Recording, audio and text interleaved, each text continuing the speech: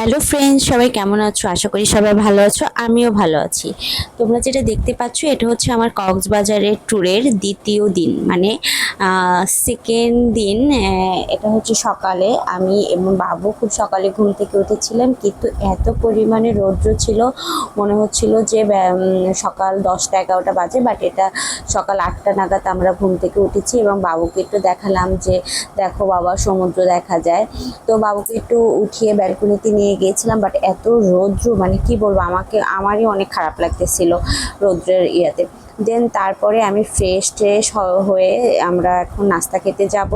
মানে আমাদের যে নিসর্গতে যে প্যাকেজটা ছিল এটা হচ্ছে কমপ্লিমেন্টারি ব্রেকফাস্ট ছিল।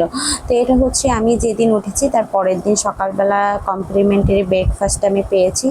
তো নিসর্গতে যেটা আমি ভেবেছিলাম যে হয়তো ব্রেকফাস্টটা কেমন না কেমন হয়, বাট আমি টোটালি স্যাটিসফাই, কারণ ব্রেকফাস্টটা অনেক বেশি পরিমাণে হেলদি একটা ফুড ছিল। মানে ওরকম ছিল না যে, মানে আছে না কিছু খাবার খাওয়ার পরে অনেক বেশি কেমন লাগে, ওরকম ছিল না, বাট ভালোই লেগেছে আমার কাছে। তো ওদের ব্রেকফাস্টে কি কি ছিল এটা আমি তোমাদেরকে একটু দেখাবো। বাট একটা অবাক করার বিষয় যে ওই দিন আমি সকাল 8টার ভিতরে ওদের ব্রেকফাস্টের ওখানে চলে গেছি, কিন্তু তখন আমি প্রথমে গিয়ে বসতে পারিনি, এত পরিমাণে রাশ ছিল। মানে মোটামুটি আমি যেদিন গিয়েছি ঈদের দিন, তার পরের দিন একটু বেশি রাশ ছিল।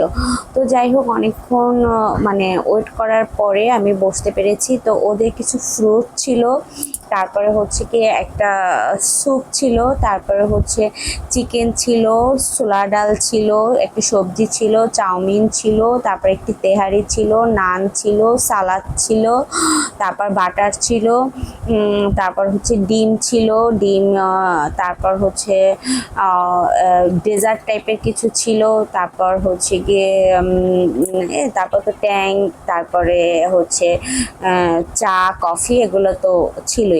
তো মোটামুটি খাবারগুলো কিন্তু মোটামুটি ভালোই ছিল এবং অনেক বেশি ছিল যে হেলদি টাইপের ছিল, যে খেয়ে অনেক বেশি যে ব্যাড বাস হবে এরকম কিছু হয়নি। তো বাবু একটা রুটি নিয়ে খুব খাওয়ার চেষ্টা করতেছে, কিছুই খায়নি, জাস্ট রুটিটা নিয়ে এরকম করলো। দেন আমরা তো প্রথম দিন কোথাও বের হইনি, কারণ প্রথম দিন আমরা নিসর্গের ভিতরেই ছিলাম, কারণ এত পরিমাণে রৌদ্র ছিল। আমরা সন্ধ্যায় বের হয়েছিলাম, কিন্তু যেহেতু আমরা কালকে চলে যাব, অলমোস্ট দ্বিতীয় দিন হয়ে গেছে, তো আমরা আজকে ভাবলাম যে সমুদ্রে যাব বলতে মেরিন ড্রাইভে যাব। তো মেরিন ড্রাইভে যাওয়ার জন্য আমরা একটা ঠিক করলাম, পিক আপ ঠিক করলাম। তো মেরিন ড্রাইভে আসলে মেরিন ড্রাইভে যাওয়ার যে পুরো জার্নিটা আমাদের, মানে রিসোর্ট থেকে টোটাল 1 ঘন্টা লেগেছে যেতে এবং 1 ঘন্টা লেগেছে আসতে, আর আমরা ওখানে মনে হয় 20-30 মিনিট একটু হোল্ড করেছিলাম। বাট আমার কাছে যে এই যে 1 ঘন্টা যাওয়া এবং 1 ঘন্টা আসা, এই জার্নিটাই আমার কাছে অনেক বেশি ভালো লাগছে। এত বেশি পরিমাণে রৌদ্র ছিল, মানে আমি যখন গিয়েছি তখন দেখা গেছে যে 40-42 ডিগ্রি সেলসিয়াস তাপমাত্রা ছিল। মানে মানে খালি চোখে তাকানো যায় না, এরকম রৌদ্র ছিল। বাট তারপরও আমার কাছে মানে এই যে যাওয়ার সময়টাই যে অনেকক্ষণ আমি ছিলাম, মানে লেফট সাইডে যদি তাকাই তখন সমুদ্র দেখা যায়, আর রাইট সাইডে যদি তাকাই তখন মানে পাহাড় দেখা যায়। এই দৃশ্যটা আমার কাছে খুব ভালো লেগেছে। তোমরা এই যে এটা দেখতে পাচ্ছ, এটা হচ্ছে গিয়ে আমরা যেমন সেন্ট মার্টিনে যাওয়ার সময় টেকনাফ যেতে হতো, এইটা হচ্ছে এখান থেকেই নাকি এখন শিপ মানে ছেড়ে যায়। তো এটা আমি এবার নতুন দেখলাম, এটা হওয়ার পরে আর আমি আসিনি। তো আমরা গিয়েছিলাম, ওটাকে বলে কি বলে, কোরাল দ্বীপ, মানে এই জায়গাটার নাম। তো এখানে এসেছে, এখানে বীজটা না একটু অন্যরকম, মানে একদম মনে হয় কি যে যেমন সুগন্ধা, তারপর হচ্ছে কলাতলি, এই জায়গাটা অনেক বেশি মানে নয়েজি টাইপের, অনেক বেশি, এত বেশি পরিমাণে গ্যাদারিং থাকে মানুষের জন্য, যে সমুদ্রের যে আসল আকর্ষণটা এটা আসলে দেখা যায় না। বাট এই জায়গাটা মনে হয়েছে কি যে এত মানে বীজটা এত সুন্দর, কাছ থেকেই মনে হয় যেন সমুদ্রটাকে দেখতে পাচ্ছে। আর আমার কাছে এত ভালো লেগেছে এই জায়গাটা। এই জায়গাটা সম্পর্কে আমার ধারণা ছিল না, আমার এক দাদা বৌদি তারা মানে আমাকে এই জায়গাটা সাজেস্ট করেছে। তো যাই হোক, আমি অ্যাকচুয়ালি ওইভাবে প্রিপারেশন নিয়ে যাইনি যে আমি মানে জলের ভিতরে নামবো। তো যাই হোক, আমি ওখানে বসে বসেই দেখতেছিলাম এবং বাবুকে নিয়ে দেবাশিস একটু নেমেছে। তো যাই হোক আমি চলে এসেছি। আসার পরে হচ্ছে গিয়ে আমি তো যেহেতু সমুদ্রে শাওয়ার নেইনি, তো আমি এবার আজকেরও প্রথম দিনও পুলে নেমেছি, আজকেরও পুলে নামবো। তো বাবুকে তো ইচ্ছা মতন ভিজাচ্ছে, আর আমি তো খুব রাগে করতেছিলাম, কারণ এই জলটা তো ওর জন্য অ্যাকচুয়ালি মানে ওর জন্য না, কারণ ও ঠান্ডা লেগে যেতে পারে। তো বাবুকে উঠিয়ে দিলাম। পরে আমি একটু এই যে আমি অনেকক্ষণই ছিলাম, তো ভিডিও করার কেউ যেহেতু ছিল না, ছবি তোলারও কেউ ছিল না, তাই নিজে একা একাই ছবি করতেছিলাম, নিজে একা একাই ভিডিও করতেছিলাম। তো তোমরা দেখতে পাচ্ছ সবাই মিলে আমি একটু মিউজিকের তালে তালে আবার একটু নাচানাচিও করতেছিলাম। তো বাবুকে পাঠিয়ে দিয়েছি, এই জন্য আমার একটু শান্তি যে আমি একা একা একটু কিছুক্ষণ সময় এখানে থাকি। তো তারপরে যেটা হলো, অনেক কিছু ভিডিও করা হয়নি, আমি একটু গিয়ে রেস্ট নিয়েছিলাম এবং সন্ধ্যার পরে আমি বেরিয়েছি আমার একটা কাজিনের সাথে, মানে আমার পরিচিত কাজিনের সাথে একটু ওর ওখানে শ্বশুরবাড়ি, ওর সাথে একটু দেখা করব, তাই তো ওর হাজবেন্ডকে নিয়ে এসেছে। তো সুগন্ধাতে আমরা মিট করলাম, এরপরে ওদেরকে নিয়ে একটা রেস্টুরেন্টের নামটা আমার ঠিক মনে নেই, বাট ভালো লেগেছে আমার রেস্টুরেন্টটা। ওখানে বসে আমরা একটু কিছু খাওয়া দাওয়া করলাম। আর আমার ছেলের তো পায়ে জুতাই নেই, জুতা সে কখন খুলে ফেলেছে, মানে কত বড় সাহস, সে রাস্তায় চলে গেছে। তো এরপরে আমি রুমে এসেছি, যেহেতু খাবার দাবার আমরা বাহির থেকেই সেরে আসছি। এরপরে আমি রুমে এসেছি, রুমে এসে আমি সুইমিংয়ে চলে গেছি, মানে ছাদের উপরে চলে গেছি, ছাদের উপরে সুইমিং ছিল।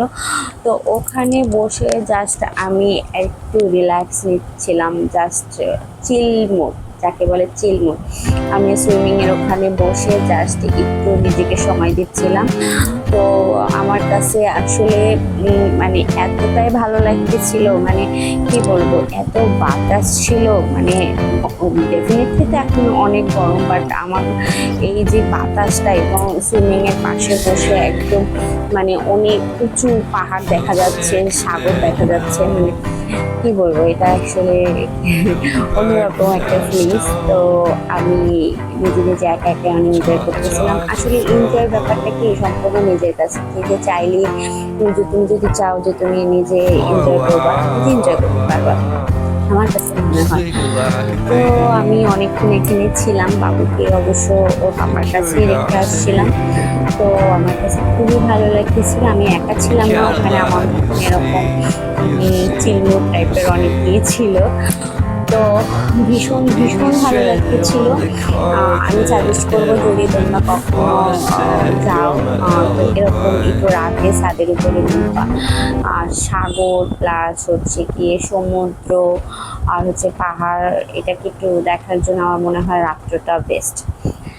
তো কি আর করার, একা একা যা মন চাচ্ছে তাই করতেছিলাম। তো এরপর আমি চলে গেলাম পরের দিন, মানে আমাদের বিদায়ের ঘন্টা বেজে গেছে। আমরা হচ্ছে গিয়ে, যেহেতু আমাদের ট্রেন ছিল 12:30, আমরা 11টার মধ্যে চেক আউট করে ফেলছি। যে যাওয়ার সময়টা আমার খুবই মায়া লাগতেছিল, খুবই খারাপ লাগতেছিল যাওয়ার সময়টা, মনে হচ্ছে 2টা দিন আমি কতই না আনন্দ করলাম। তো কি আর করা, যেতে তো হবেই, তবে আবার আসার ইচ্ছা আছে, এটাই মনকে সান্ত্বনা দিয়ে গেলাম। আর যাওয়ার সময় একটু নিসর্গকে টাটা বাই বাই দিয়ে গেলাম। তো ওদের সার্ভিসটা ভালো ছিল, আমি বলবো যে আমি আসলে ওদের সার্ভিসে স্যাটিসফাই। তো হচ্ছে আমাদের রিসোর্ট থেকে রেল স্টেশন হচ্ছে 200 টাকা ট্যাক্সি ভাড়া নিয়েছে। আমার ছেলে দেখো কি সুন্দর একটা মুড নিয়ে আসে, মানে কি বলবো। যাই হোক, আমি first time Cox's Bazar rail station দেখলাম, মানে দেখবো এখন। তো এত রৌদ্র ছিল, আমি যে একটু দাঁড়াবো একটা ছবি তুলবো, মানে অ্যাকচুয়ালি এটা সম্ভব হচ্ছিল না। মানে কি বলবো, মানে আমি রৌদ্রে তাকাতে পারছিলাম না, এবং মনে হচ্ছিল যে আমি মনে হয় হিট স্ট্রোক করবো, এরকম পরিমাণে রৌদ্র ছিল। আমি ঘামিয়ে পুরো, অবশেষে ট্রেনে উঠে আমি ঘেমে অস্থির, অনেক কষ্টে মানে একটা ছবি তুলেছি। তারপরে এই যে ট্রেন ছেড়ে দিল, জাস্ট 12:30টায় আমাদের ট্রেনটা ছেড়ে দিয়েছে। তোমরা তোমরা একটু দেখলে বুঝবা যে কি পরিমাণের রোদ।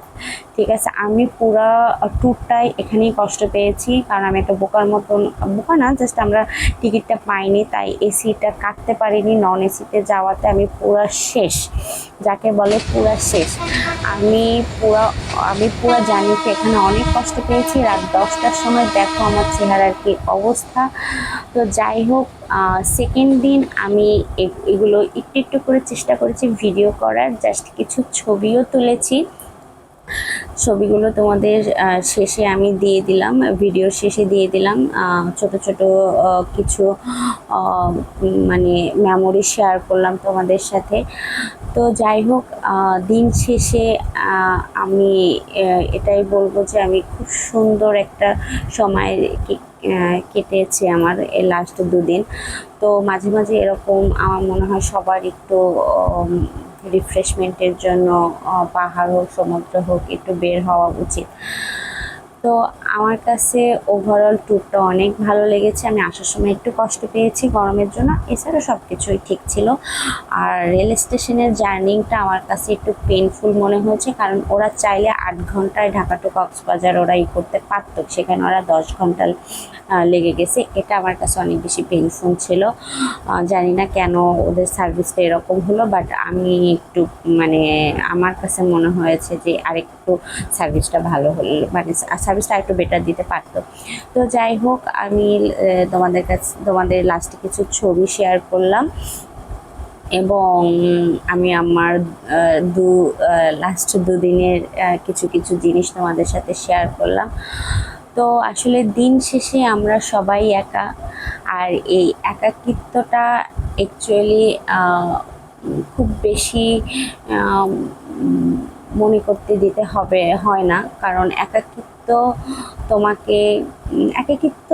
মাঝে মাঝে থাকবে, বাট তারপরও জীবন তো জীবনের মতোই চলবে। তাই সবসময় দিন শেষে নিজেকে সময় দিতে হবে, দিন শেষে নিজেকে নিয়েও ভাবতে হবে। ঠিক আছে, তো আজকের মতন এই পর্যন্তই। সবাই ভালো থেকো, আর আমার জন্য সব আশীর্বাদ করো। Tata, bye bye.